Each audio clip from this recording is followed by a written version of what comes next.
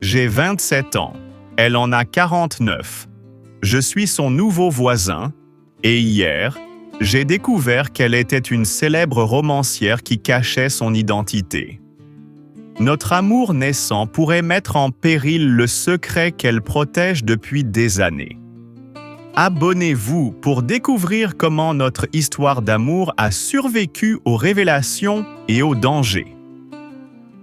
Je m'appelle Alexandre et à 27 ans, je venais d'emménager dans un nouvel appartement à Montmartre. Après des études aux Beaux-Arts, je travaillais comme illustrateur jeunesse indépendant, cherchant l'inspiration dans les ruelles pittoresques de Paris.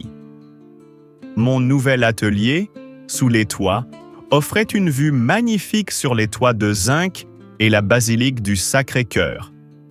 Ma voisine du dessus, Éléonore, semblait incarner le mystère parisien. À 49 ans, elle arborait une élégance discrète. Chemisier en soie, tailleur impeccable, chignon strict qui cachait des cheveux châtains aux reflets cuivrés. Nos premiers croisements dans l'escalier se limitaient à de courtois bonjours, échangés dans la pénombre du vieil immeuble. La véritable rencontre eut lieu un soir de novembre particulièrement froid. Une tache d'humidité apparut soudain sur le plafond de mon atelier, suivie de filets d'eau qui menaçaient mes esquisses. Je montai frapper à sa porte, un peu nerveux. Elle m'ouvrit, son visage empreint d'inquiétude. « Je suis navrée, je ne comprends pas ce qui se passe, » dit-elle en m'invitant à entrer. Son appartement me coupa le souffle. C'était un véritable sanctuaire littéraire. Des bibliothèques du sol au plafond débordantes de livres, des manuscrits s'empilaient sur la table du salon, et l'air était chargé de cette odeur enivrante de vieux papiers mêlés au café. Les jours suivants, nos interactions restaient courtoises mais distantes. Pourtant, je ne pouvais m'empêcher d'observer les détails de sa vie. Elle vivait selon un rythme immuable. Les matins consacrés à l'écriture dans le silence le plus absolu, les après-midi réservés aux sorties discrètes, et les nuits souvent éclairées par la lueur de sa lampe de bureau. Un vendredi soir, alors que je rentrais du marché avec des provisions, je la vis lutter avec des cartons lourds devant l'immeuble. « Laissez-moi vous aider », proposai-je spontanément. Elle hésita une seconde avant d'accepter. En portant les cartons, je remarquai le nom E.L. Moncler, imprimé sur l'un d'eux, le pseudonyme de l'autrice de romans policiers à succès dont les livres trônaient dans toutes les librairies. Quelques jours plus tard, en rangeant mon atelier, je découvris une feuille manuscrite glissée sous un tapis. C'était un brouillon de chapitre, signé E.L. Moncler, avec des corrections dans la marge d'une écriture que je reconnus immédiatement. Une panne d'électricité générale dans le quartier nous offrit notre premier vrai moment de complicité. Elle frappa à ma porte, une lampe torche tremblant légèrement dans sa main.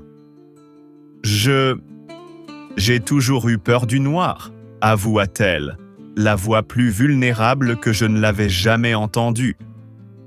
Nous passâmes la soirée assis par terre dans mon atelier, entourés de bougies qui dessinaient en des ombres dansantes sur les murs. Elle me parla de son amour des mots, de sa passion pour l'écriture en amateur, de sa vie calme et organisée. Je lui confiai mes rêves d'illustrateur, mes projets d'album jeunesse, mes doutes d'artiste. Le dessin et l'écriture sont frères, observa-t-elle, avec cette perspicacité qui commençait à me fasciner. Tous deux cherchent à capturer l'âme des choses. Les semaines passèrent, et notre amitié s'approfondissait. Jusqu'à ce jour où je remarquai un homme suspect rôdant autour de notre immeuble. Vêtu d'un manteau sombre, il prenait des photos d'Éléonore avec un téléphone équipé d'un long objectif. Quand je la confrontai, ce fut comme si toutes les digues cédèrent en même temps.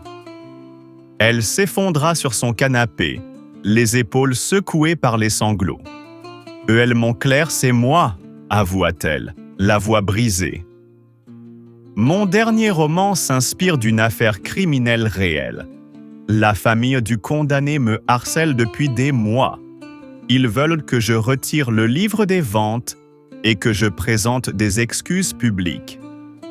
Elle me raconta comment elle avait dû changer d'identité à plusieurs reprises, déménager de ville en ville, vivre constamment sur ses gardes. Cette histoire, elle a ruiné ma vie. Cette nuit-là, je restai auprès d'elle, alors que Paris s'endormait. Nous nous installâmes sur son canapé, et peu à peu, nos corps se rapprochèrent comme mus par une force invisible. « Je n'aurais jamais dû t'entraîner dans cette histoire », murmura-t-elle contre mon épaule. « Trop tard, » répondis-je en serrant sa main. « Je suis avec toi, quoi qu'il arrive. » Notre premier baiser fut à la fois doux et désespéré, mêlant la peur à l'espoir, la tristesse à la passion naissante. Dans ses bras, je sentis à la fois sa vulnérabilité et sa force incroyable. Les menaces se firent plus précises. Des lettres anonymes glissées sous sa porte, des appels silencieux en pleine nuit, et cet homme, toujours le même, qui semblait nous surveiller à chaque sortie. Nous décidâmes de passer à l'action. J'utilisais mes compétences de dessinateur pour créer des portraits robots détaillés de notre persécuteur, tandis qu'Éléonore contactait son éditeur et déposait plainte au commissariat du quartier. « Je ne veux plus me cacher », déclara-t-elle un matin, son regard soudain rempli d'une détermination nouvelle. « Je veux me battre. » L'affrontement eut lieu par une nuit de pluie battante. L'homme nous suivit depuis la librairie où Éléonore venait de signer son nouveau livre et tenta de s'introduire de force dans son appartement. J'intervins et une lutte s'engagea dans le vieil escalier de bois. Les coups résonnaient dans le silence de l'immeuble endormi. Heureusement, la police, alertée plus tôt par nos signalements répétés, fit irruption à temps. L'homme n'était autre que le frère du condamné, obsédé par l'idée de venger l'honneur de sa famille. « Votre livre a détruit nos vies », hurla-t-il avant d'être emmené. Aujourd'hui, Éléonore et moi partageons sa vie et son appartement rempli de livres. Elle écrit désormais sous son vrai nom, libérée du poids de la peur. Son dernier roman, inspiré de notre histoire d'amour et de lutte, est devenu un best-seller international. De mon côté, j'ai enfin illustré mon premier album jeunesse dont elle a écrit le texte. Notre collaboration artistique est le prolongement naturel de notre relation, mêlant nos talents complémentaires dans une création unique. À 27 ans, j'ai trouvé dans cette femme de 49 ans bien plus qu'une voisine. Mon âme sœur, ma partenaire créative et la femme qui a donné un nouveau sens à ma vie.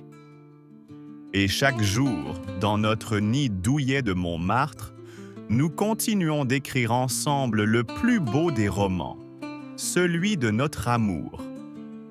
Abonnez-vous pour découvrir nos prochaines collaborations artistiques et suivre les nouveaux chapitres de notre histoire. Laissez un like si vous croyez que les plus belles histoires naissent des rencontres les plus improbables.